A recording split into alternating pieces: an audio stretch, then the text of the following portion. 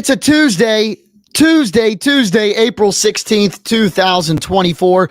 Jacked up live for the second consecutive episode. A couple of cool announcements to get to tonight. Thank you for joining in, whether it's on the WTOV9 Facebook page, our brand new YouTube channel, or on the WTOV9 X account.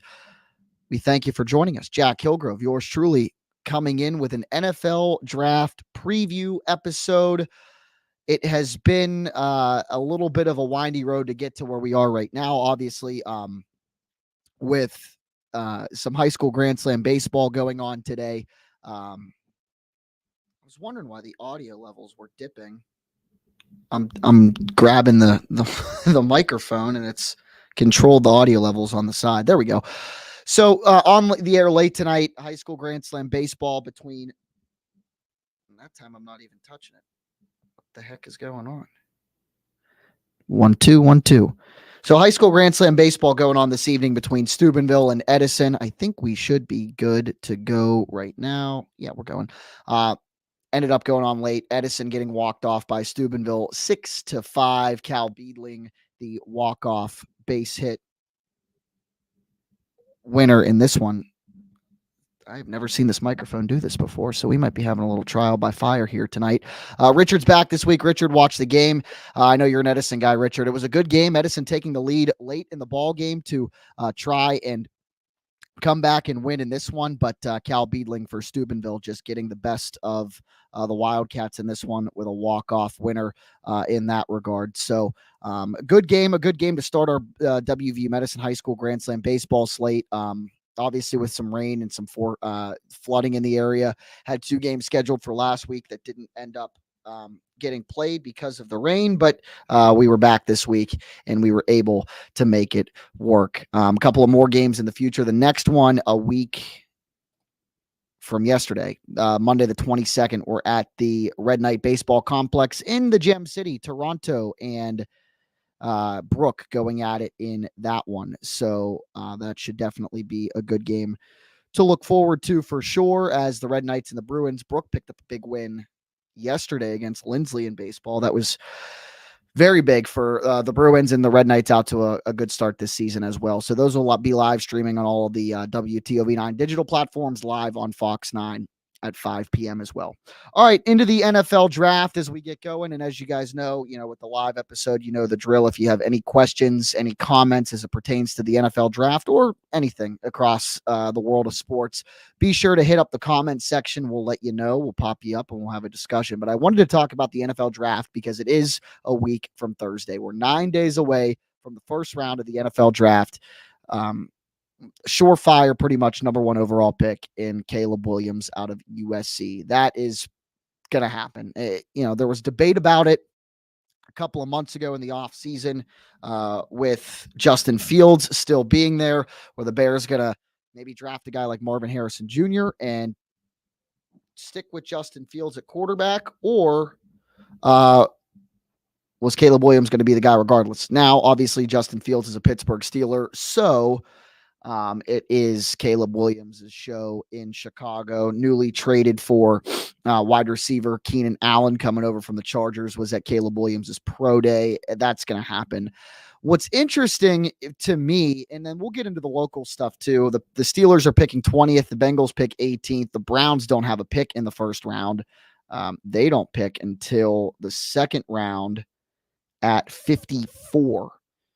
So that'll be a long night for Cleveland fans, so to speak, because you don't have a pick until round number 2. And that obviously goes back to the Deshaun Watson trade coming over from the Texans. So with that in mind, as we roll along here, I wanted to talk about first, before we get into the Steelers, before we get into the Bengals, and maybe what the Browns can do at 54 overall. I wanted to talk about the I don't know that it's so much more of a debate now, but I think it kind of should be. It was, for the longest time, Williams 1, Drake May 2, Jaden Daniels 3. Now it kind of seems like Jaden Daniels is the number 2 quarterback going to come off the board to the Washington Commanders, 2nd overall.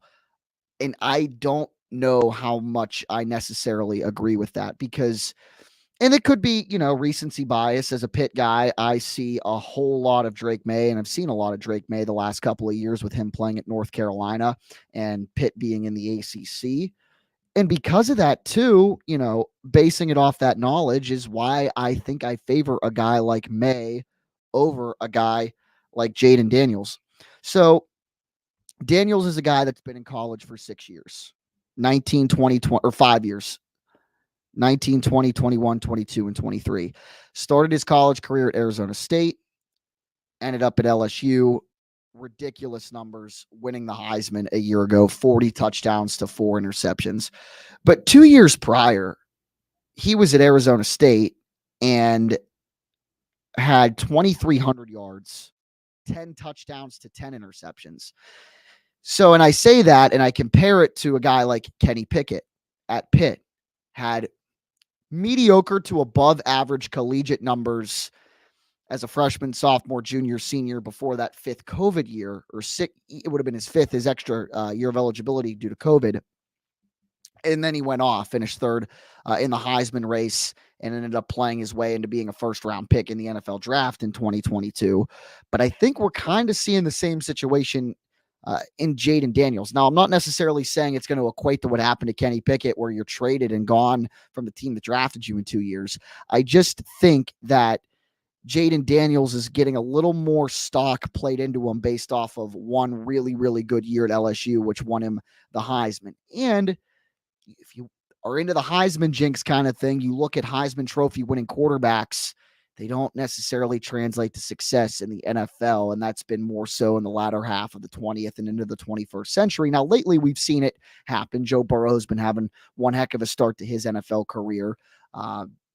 Other quarterbacks have been able to come in after they've won the Heisman and have good careers. Baker Mayfield starting to pick things up and have a rejuvenation of a career, if you will. But like guys like Kyler Murray, number 1 overall pick, definitely hasn't lived up to the hype, at least I don't think so far. But it looks like he's going to keep his job in Arizona for the time being.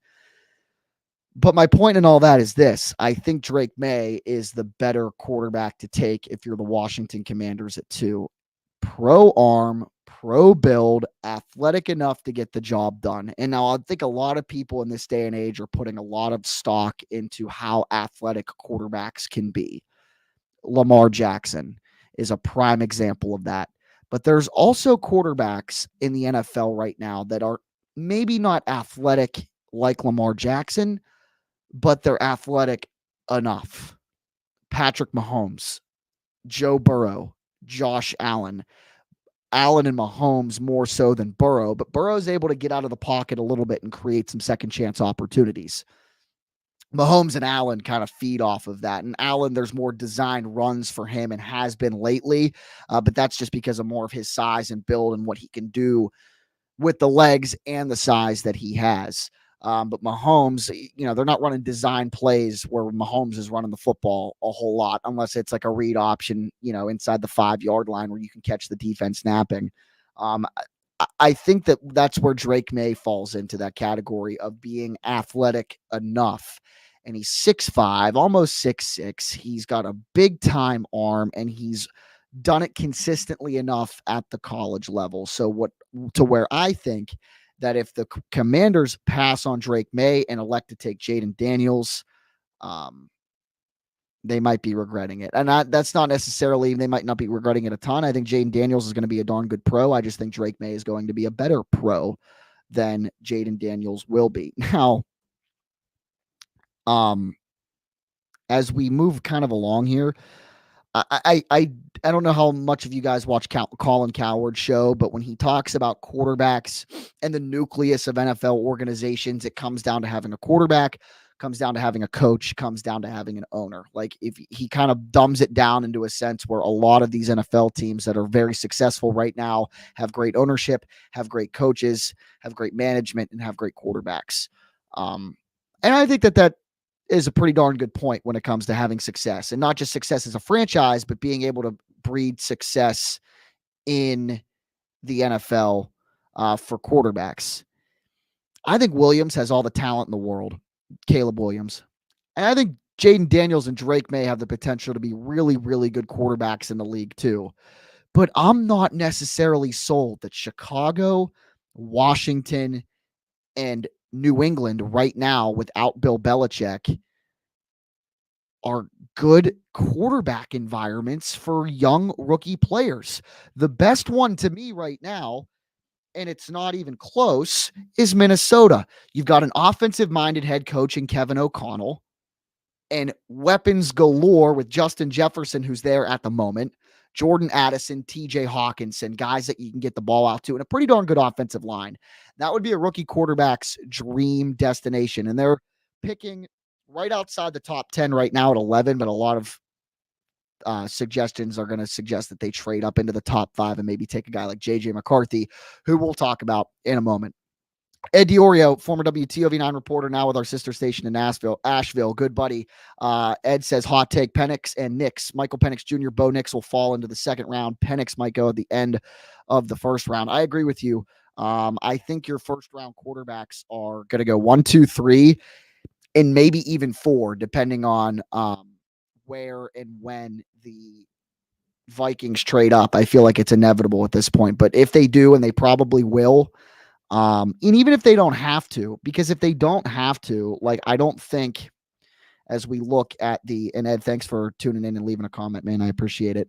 Like, even if the Vikings, don't trade up, McCarthy, I feel like might still be there. And a lot of things suggest that they're going to be able to trade up because they have the pick at 11 and they have the pick at 23. But like, Arizona's not taking a QB. They should, if they don't take Marvin Harrison Jr., our boy out of Ohio State, they're stupid. The Giants maybe might be in the market for a quarterback, but I think that they're better suited on trying to get Danny Dimes, Daniel Jones, another weapon, and like Malik Neighbors or Rome Odunze, depending on who's available. Tennessee, they're probably still believing in Will Levis right about now. Atlanta just got Kirk Cousins. They ain't taking a QB. Chicago took a quarterback at number 1, and the Jets are banking on Aaron Rodgers coming back. And then comes Minnesota. So if you held a gun to my head and you told me to place a bet, I think the Vikings would trade up, but I don't know that they necessarily have to.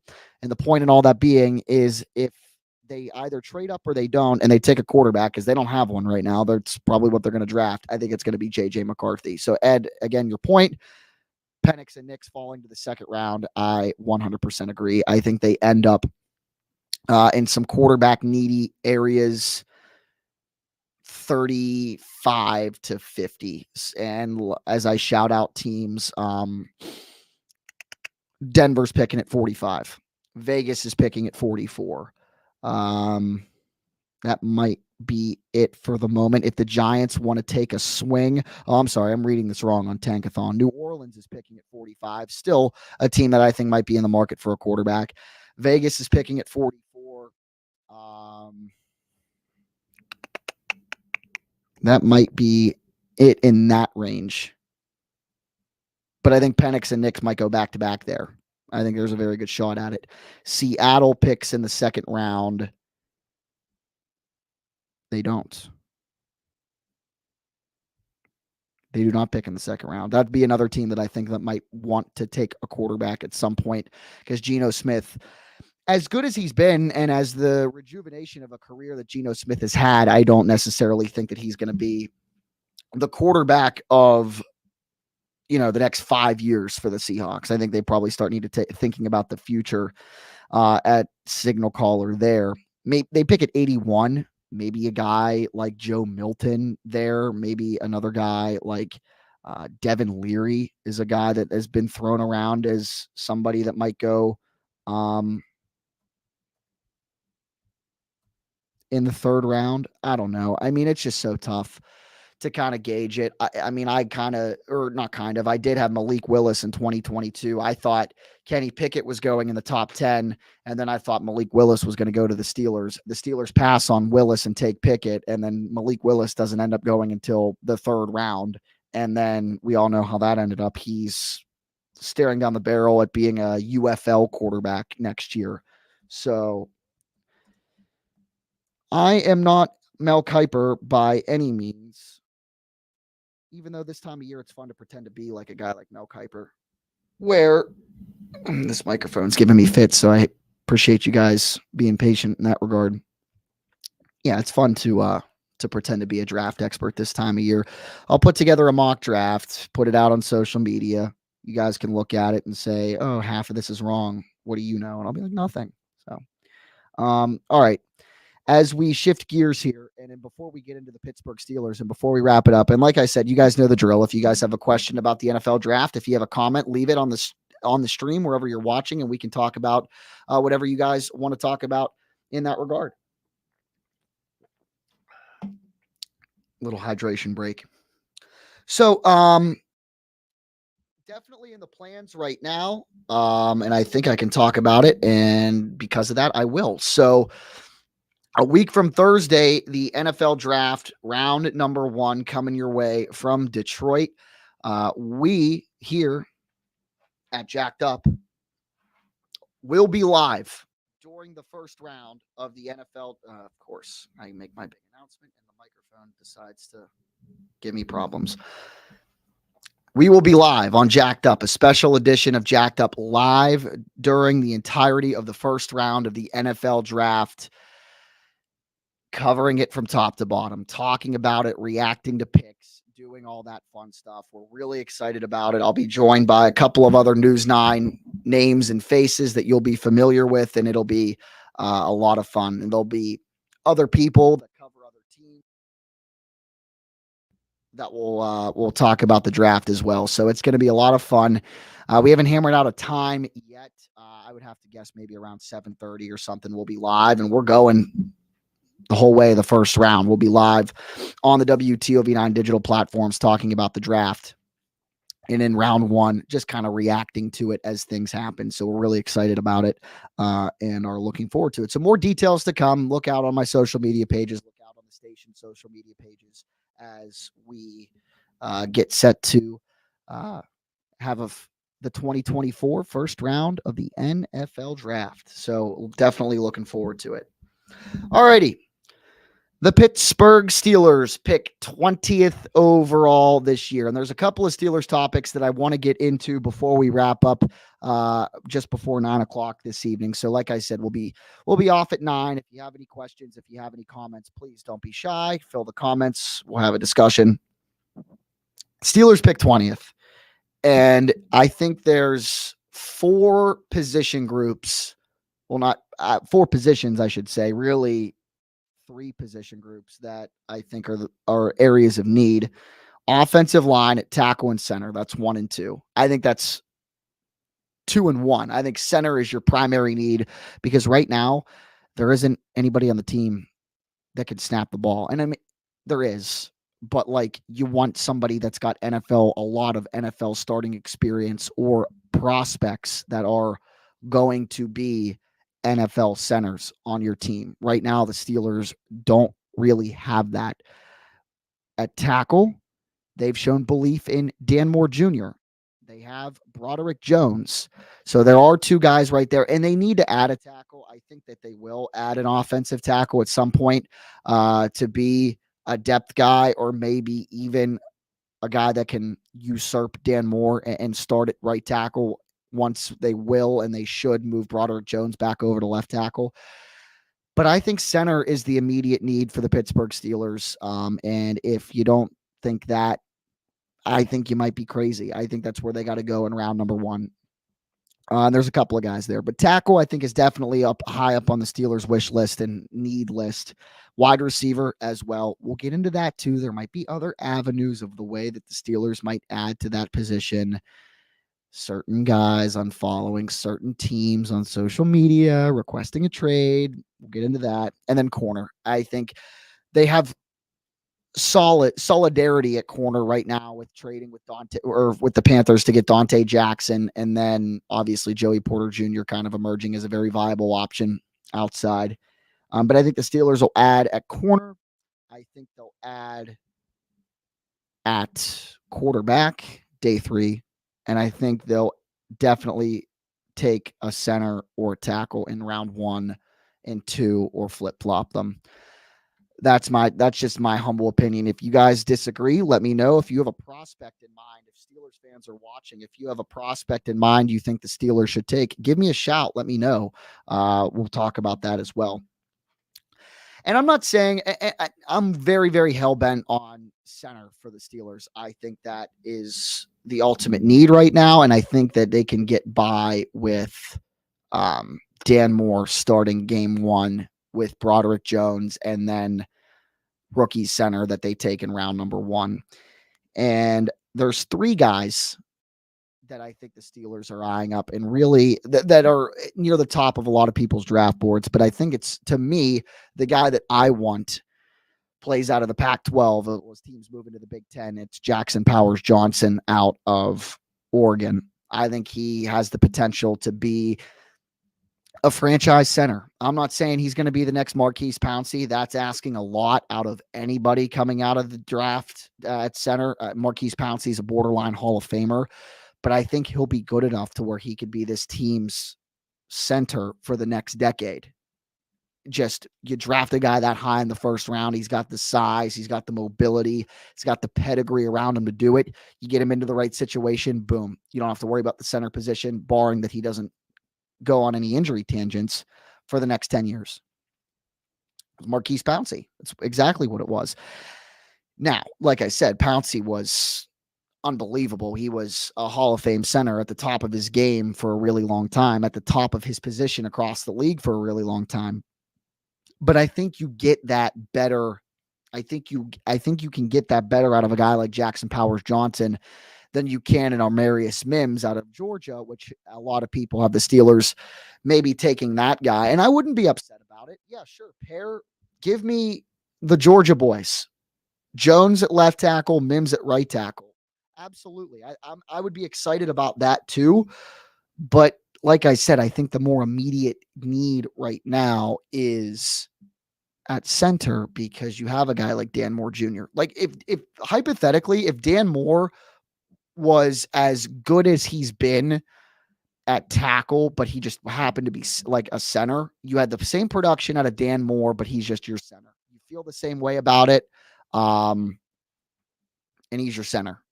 I'd say, yeah, take a tackle. Because there would be nobody else on that other side at tackle, just like there's nobody else at center. Which is why I think the Steelers need to go center, and I think that they will. Can't believe it's draft season, Richard. Yeah, neither can I, man. I mean, it's one of my more times of the year that I look forward to. The WNBA draft last night. If you're an Ohio State fan, J.C. Sheldon going 5th overall in the WNBA draft, and then, to no surprise, Caitlin Clark goes 1st overall to the Indiana Fever. I think everybody and their mother saw that coming, and I think she's going to be the face of that league at this time next year when we're talking about it. So, and I think what she's done and what all of these girls have done, girls like Sheldon, girls like obviously Caitlin Clark, Angel Reese, Cam Brink, Nika Mule from UConn, like these very talented basketball players at the women's level are like, it was for the first time I've been interested to see where they were going to end up. And you're paying attention now more so to women's basketball. It's a lot of fun. And I actually really cannot wait to watch these really talented young ladies play at professional level next year, especially Caitlin Clark, because I think she's going to do some pretty unbelievable things. All right, back to the NFL draft.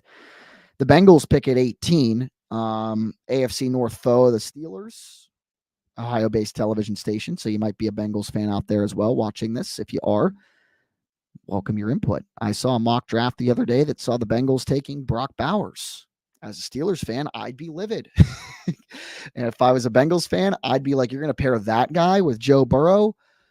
Wow. And I think there's an avenue for that to happen. I think that the Jets definitely want to go get a guy to pair with Aaron Rodgers at 10th overall. I just think that it would be better suited for the Jets to take Brock Bowers than a wide receiver like Rome Odunze, or if Malik Neighbors fell that far, because I think Brock Bowers is going to be pretty unbelievable as a tight end in the NFL. But if he were somehow to get past 10, let's see. Minnesota's not taking him at 11, Brock Bowers. They have Hawkinson. I think Denver and Vegas might have quarterback needs or other primary needs before maybe a tight end.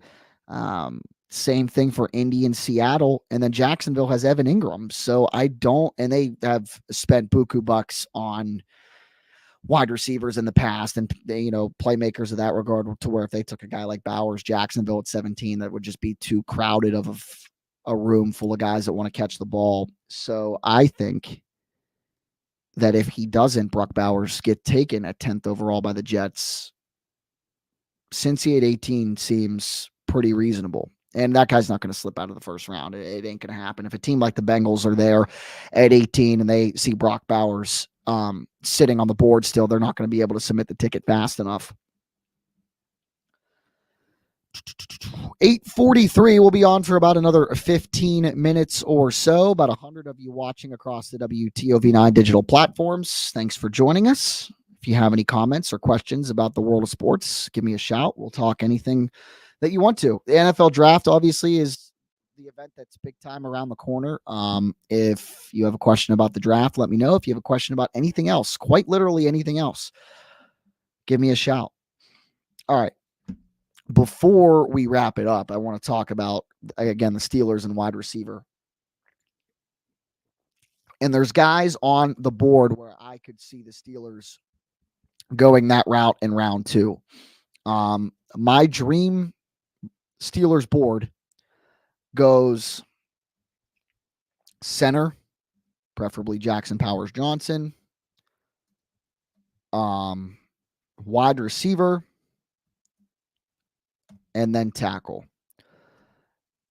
And you look at tackle and you look at the position group, there's guys on this list that intrigue me.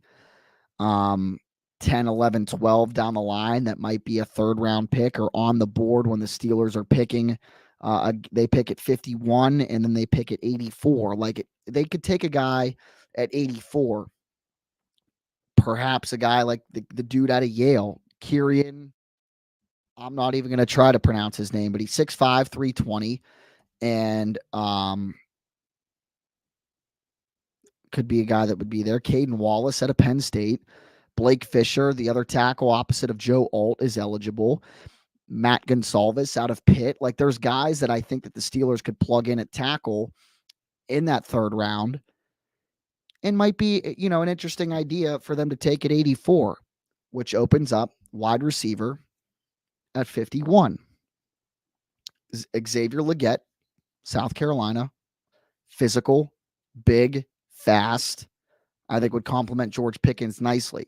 This is all assuming they don't go the avenue of what I really want them to do and trade for one of the guys that reportedly might be available.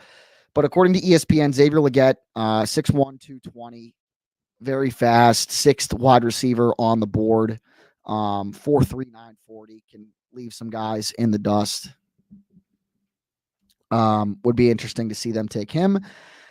Ladd McConkey is 7th on ESPN's big board at receiver, but I think he'll be gone in the early part of the first round, and I'm not sure necessarily how well he would fit into the Steelers system, especially with an Arthur Smith offense. The other guy is Ricky Pearsall from Florida, 6'1", 190, kind of the same kind of player that you get out of Xavier Legette from South Carolina. And the other guy is Keon Coleman from Florida State, 6'3", 220. You're getting kind of where I'm going with where I want to see the Steelers take a guy that might not be as big as Pickens or as lanky as Pickens, but more of your, physical pass catchers that can be able to beat guys deep. Now, Deontay Johnson, I think his problem was that he wasn't necessarily physical enough in one-on-one situations to where you'd be able to throw the ball up to him 25, 30 yards downfield and rely to him to make a contested catch. He was a guy that was going to be able to get down the middle of the field, break ankles, and get open. And then he would catch the ball and run 10 yards backwards before he'd, turn around and run forward and drive you crazy. So a guy that can catch the ball in traffic, a guy that can, and is obviously good enough at running routes to where he can get open, but a guy that's got big hands, physical arms, and can be able to go up and catch balls in traffic. And guys like Legette, Coleman, Pearsall, top 3 wide receivers on my wish list at 51. Obviously, I would love for them to get Marvin Harrison Jr., but that's not going to happen. Same thing with like Roma Dunze or Malik Neighbors. Ain't going to happen. They're not going to be there. So for where the Steelers, I think, should take a wide receiver at 51, it's the kid out of South Carolina, Leggett. It's the kid out of Florida State, Coleman. It's the kid out of Florida, Pearsall, that I would love. This microphone is driving me up a wall. I have no idea. It's not even like I'll talk and then it'll shoot down to and turn itself down. Like a button I pressed? I don't think so. Maybe if I do it that way, it'll turn it onto the headphone setting for the adjustment thingy that it'll work. We'll try it. We're going to be on for about another 10 minutes or so. Let me know if you have any questions. Okay, so, and you might be thinking to yourself, if you knew where I was going, and there it goes again. You might be thinking to yourself, if you want a physical wide receiver and you knew where I was going with the Steelers and their trade rumor, why would you want a guy like Brandon Ayuk? Well, Brandon Ayuk, back-to-back 1,000-yard receiver, and he's Deontay Johnson is like off-brand, store-brand Brandon Ayuk, I think would be the best way to compare. He catches touchdowns, and I think he's better in space, and he's better with the ball in his hands than Deontay Johnson is. And a guy like that, I think, would complement George Pickens best. The issue with that is you're going to have to go trade for him. There's some speculation out there that maybe the Steelers would have to give up that first-round pick at 20. I don't think so. I think they could do it with, packaging picks and be the main one being the 51st overall pick. But if the Steelers can keep 20 and pretty much every key player, it's asking a lot, and get away with getting Brandon Ayuk for maybe just like the 51st pick and one of them in the third round, because they do own 2 third-round picks now after the trade for Kenny Pickett, 84 and 98. The 98th pick was the one they got for Pickett. If they're able to do that, absolutely sign me up for that.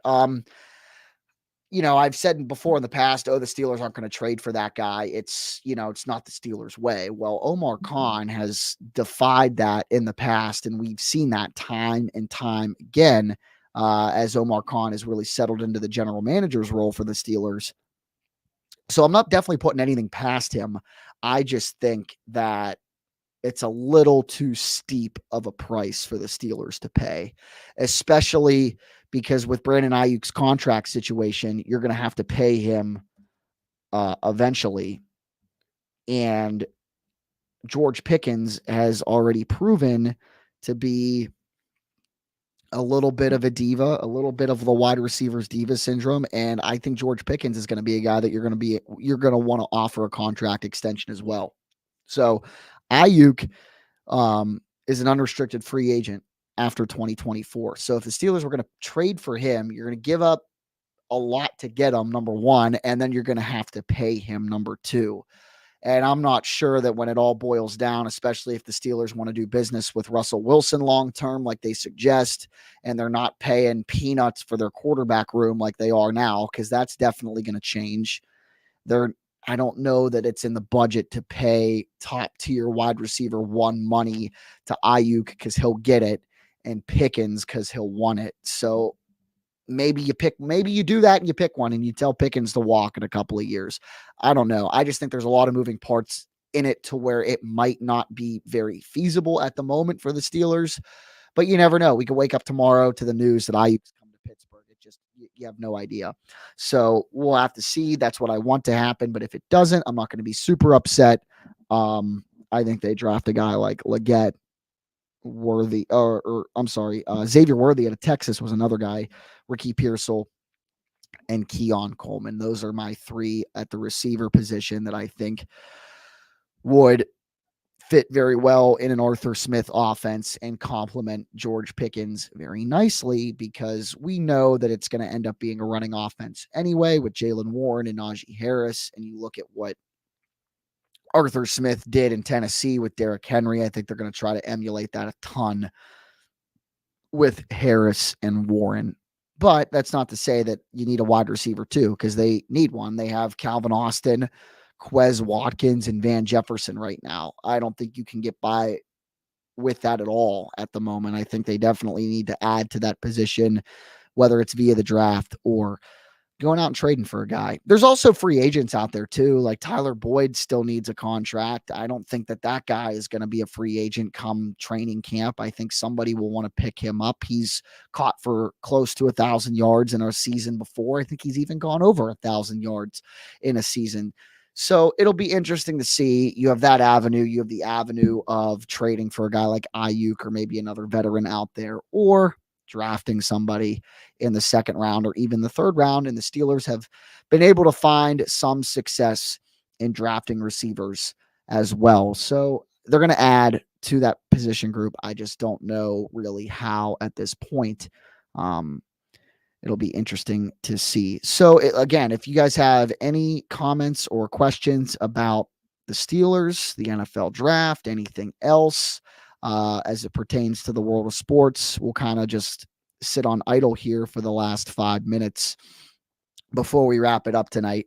I thank you guys for watching, and be sure to check out our WTOV9 Jacked Up Draft special. If you missed that earlier, we're going to be live during the entire first round of the NFL draft on the 25th, 9 days away. Hard to believe we're already into draft season. With the NFL draft, the NBA draft will be coming up here in June as well. It's just kind of hard to believe that we're moving along. You blink and then boom, we'll be in the middle of baseball season getting ready for football to start. So, but yeah, the Jacked Up Draft special coming your way on Thursday, the 25th. We'll be live during the entire first round of the draft with some rotating faces and names across WTOV9. Bill Phillips may or may not be involved. Hint, hint, wink, wink. So that'll be for sure coming our way on Thursday. 8:54 is the time. The other thing that we can check in on right now before the end of the show, the Penguins, they need some help. They won last night. They did what they needed to do. They beat Nashville. They have one regular season game remaining. It's against the Islanders tomorrow. It might matter, and and if it matters or not, that depends on what happens this evening. And it's shaping up okay right now. At the start of the third period, the Canadiens are up on the Red Wings 3-2. Need Detroit to lose. They're losing right now. So if that result holds up, that's step one. Step two, Washington needs to lose to Philly. It was 1-0. I look down. The Flyers tie it at 1. So if Washington beats Philly, that's step two. And then step three, win tomorrow. Win tomorrow against the Islanders and you're in. But if the Red Wings can come back or the Capitals are able to just, break the tie at the start of the third period and beat the Flyers, then the game tomorrow for the Penguins means nothing and the Penguins are out of the playoffs, which would stink for the second consecutive year. But what are you going to do? It happens. That's what happens when you have an aging core that you just kind of fail to add any relevant pieces around and have a head coach that's stuck in his old ways and refuses to adapt to anything. And of course, I'm talking about Mike Sullivan. So yeah, you reap what you sow in that regard. I mean, it's tough too, because you look at Erik Karlsson, a guy that is supposed to be your Norris Trophy winning elite level defenseman, and he really just hasn't lived up to it. The whole body work, the whole season. Now he's been good for the Penguins the last several weeks, but I mean, you expect that guy to be an elite best defense. I mean, he's won the award for the best defenseman of the year. You expect that out of him each week, each game, each night, and it just hasn't happened for the Penguins this year, which is number one, why it's been unfortunate. Number two, the goaltending situation. Alex Nedeljkovic's been great, but Tristan Jarry is supposed to be your guy there. You offered him the long-term contract because of it, and he just hasn't been able to beat out a guy like Nedeljkovic to start in these key games down the stretch. Stinks. And then number 3, trading Jake Gensel obviously hurts. But you reap what you sow. You get into that situation and you're sellers at the deadline. And a team like Carolina that's going to come in and contend for a Stanley Cup because they have over 100 points and they're near, the top of the Metropolitan Division. They're going to go out and get a guy like Gensel from a struggling team like the Penguins. For years, the Penguins took advantage of teams that had good players on it but stunk because the Penguins were flip-flop. They were in contention. They were trying to make that push for the Stanley Cup. Now, Jim Rutherford as the GM, was more aggressive about it in that regard, but and sometimes it didn't work with trading for guys like Derek Brassard. First-round pick for that guy didn't really work out. But as Penguins fans, we weren't really used to the idea of, oh man, there's a team with Carolina that's got almost 20 more wins than we do. And they're going to try and make a Stanley Cup and win a Stanley Cup. And they're going to come to one of us. They're going to come to us for one of our best players. We do that. Like, what are we doing? So that was unfortunate to see Jake go. There's a chance he comes back. He's an unrestricted free agent this offseason, but hey, I doubt it. The window of opportunity is definitely closing for the Penguins because if they miss out this year, and there's a really good chance that they might, especially since Washington and Philly, Washington and Detroit both have to lose tonight, and Detroit's only down a goal, and Washington's tied at the end of 2. Odds are that doesn't add up to what you need it to. I think probably Washington will score late and beat the Flyers. They might not. I could be wrong, and then we'll be watching the Penguins and the Islanders tomorrow on pins and needles. You know what? That's what's going to happen. Everything will go the Penguins' way tonight. Philly will win, Montreal will win, and the Penguins will lose to the Islanders. And they got what they needed out of everybody else and couldn't capitalize it on their own, which has been the reverse of what's been happening up to this point because they've been winning close games. But when it matters, I could just totally see them blowing it. But we'll see. We shall see. It is 9 o'clock. With that being said, if anybody has any other questions, comments about anything sports, Penguins, NFL draft, we talked about it a lot. The Steelers might trade for Brandon Ayuk. Anything really at all for the next couple of minutes.